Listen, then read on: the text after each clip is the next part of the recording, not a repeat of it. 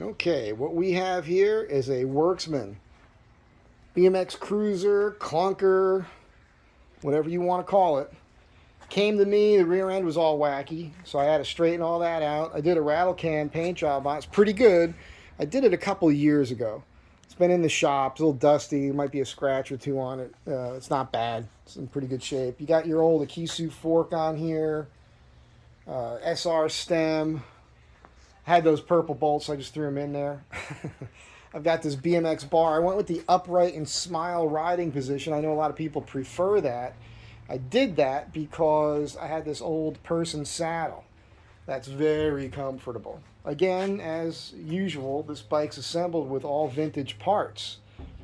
So these wheels are Sun Metal wheels from the 1980. Really thick, heavy-duty spokes on there. It's got the Shimano motocross coaster brake, kind of pretty desirable. Tough coaster brake. I had this apart, repacked it, blacked out hubs. Rides real nice. I threw the Astrovan sticker on here just for fun. Astrovan Tribe.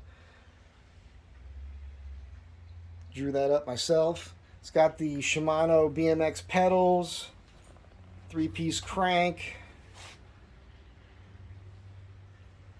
It's got an old ACS, I think it's brand new, seat post clamp.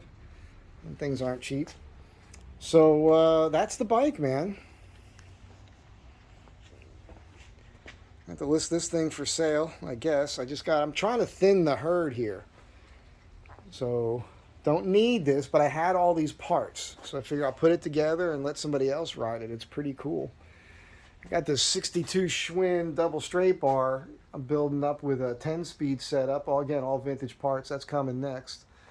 Probably want to keep that one for myself. But this one here could be yours.